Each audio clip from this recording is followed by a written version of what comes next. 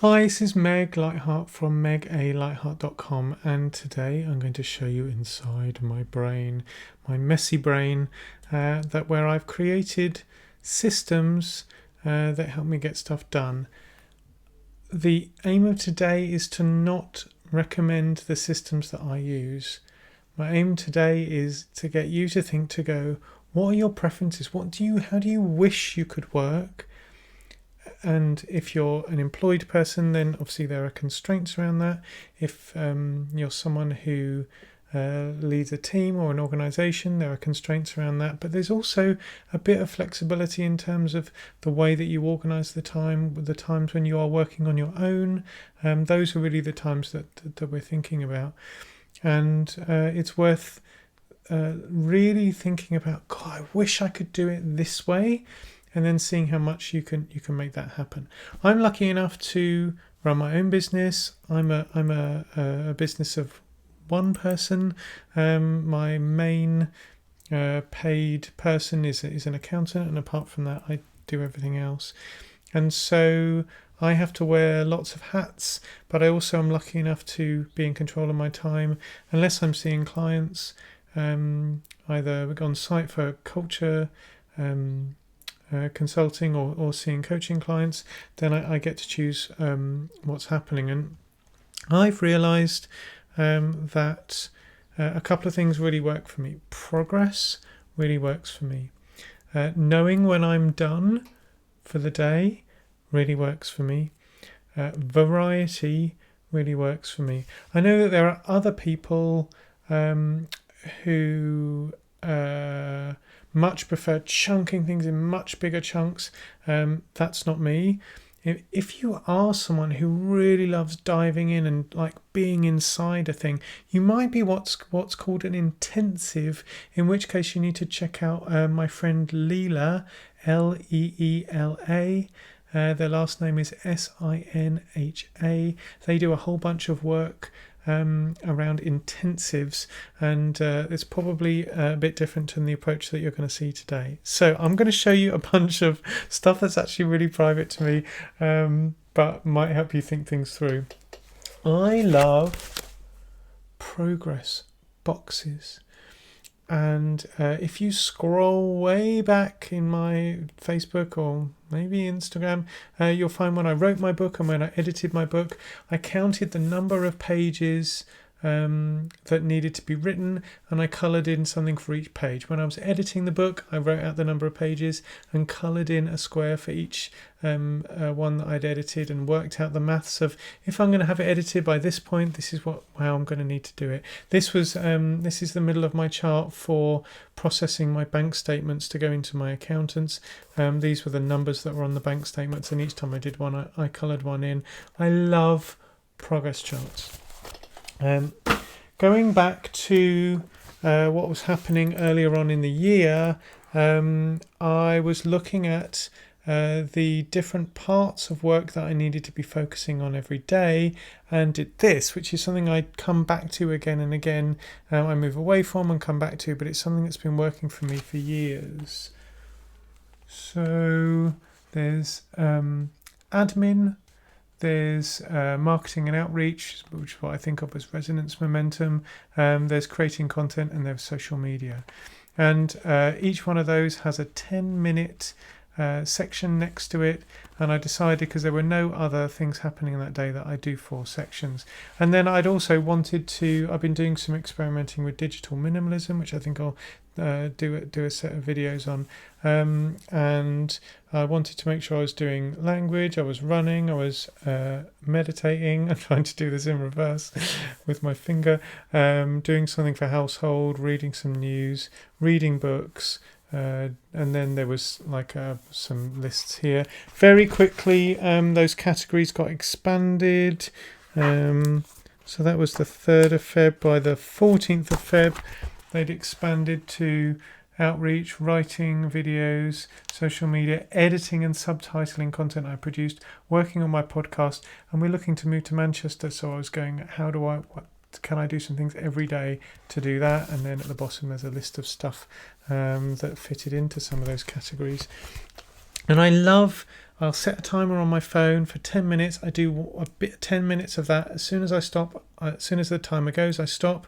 Sometimes I have like a brain break, come back, do some more, and I have a proper break when I've gone through one iteration of all of the squares.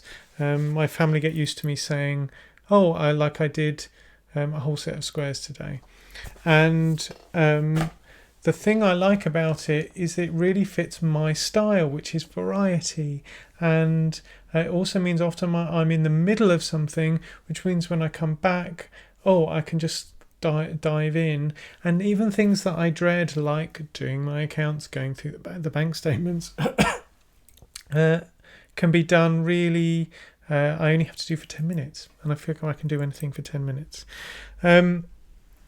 Then what's happening for me at the moment, I've just taken these off my wall, is I've been thinking about the kind of things that I want to do every day, which make my some of my non-work things. So I've thought, if you think back to the monkeys I give chart, if you listen to yesterday's video, you can find out about that. So complex making is one of the things that I decided to invest in as part of being able to peel myself away from my phone, which currently means making some really complex lace knitting, running, walking or stretching, doing focus language. And this was last week's. I did pretty well with running and walking. I did pretty good with doing complex making. I didn't do very well with language. This week I've only really managed to go for a walk. I did focus language on Tuesday because that's when I have my 1 hour Skype lesson, and I haven't done anything else. I haven't knitted all week. But what I find is, unless I have a chart, I think I've done it more recently than I have, and it helps me go, have I done this today or not? These are literally charts from the last couple of days. Because I've been really my days, I've had a lot of control over them. Is I've actually just decided to make a plan the night before and just follow the plan, so I don't have to think about it. So it's things that, and they're just on envelopes. I thought I was going to like glam it up for you, but you might as well see this is what I just grabbed from a box next to my bed, and I make the list the night before. So there's, first you're going to do meditation, then you're going to do breakfast, then you're going to upload a video and go for a run, and then Spanish lesson, that was Tuesday. Today there was meditation, breakfast, upload a video, go for a run, do some cleaning, have a shower, put your face on, record videos, you're experiencing one of the videos, and so on. None of that is stuff that I absolutely recommend, but what I realized was I needed to create a rhythm in my life. And so making a plan the night before, finding a rhythm that worked for me. So running at the beginning of the day really works for me. Recording videos at the beginning of the day works for me, not in the afternoon. Subtitling the videos works for me in the afternoon. And then, of course, I can adjust it.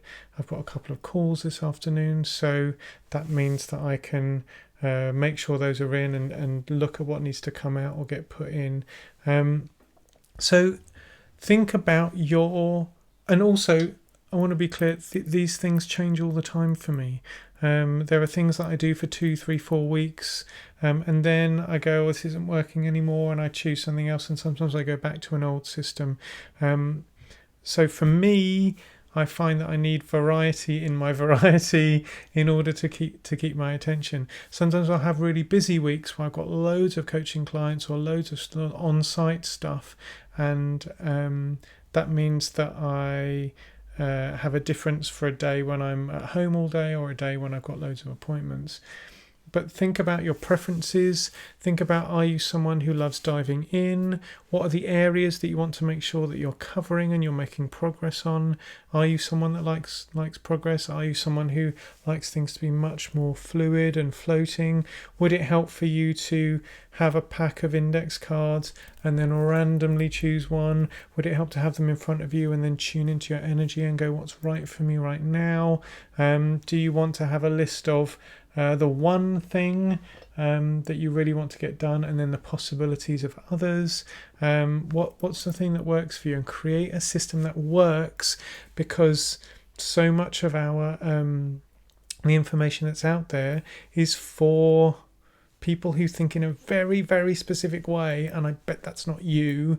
And within the bits of time that you do have control over, then bearing in mind what we said on Tuesday about capacity, like looking ahead at your day, working out where the bits you do have control over, and then working out what you're likely to have energy for. Create a system that works so that you're actually devoting your energy, giving your monkeys to things you give a monkeys about, and getting done the stuff that really needs to get done in your life.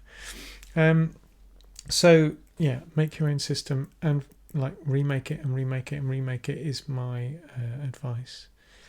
If you need some support in getting on top of things, I'm really happy to support you one-to-one. So go to megalightheart.com and have a look at coaching packages, including there's some one-off sessions. If you're getting a lot from this content but you're not really looking for a coach and you have a stable income, then consider being a monthly patron at patreon.com/megalightheart. And of course, liking the video, commenting, sharing it with people. If you're on YouTube, subscribing. All of that helps to help other people access the content, and also like works with the algorithms and stuff. So I hope that's been a useful week for you about getting on top of things. Send me your questions you've got, or comment questions or things that work for you, and it may be that we revisit these in the future. So thanks for your attention. Good luck with getting on top of things. I'm Meg Lightheart from megalightheart.com, and I'll see you in the next set of videos.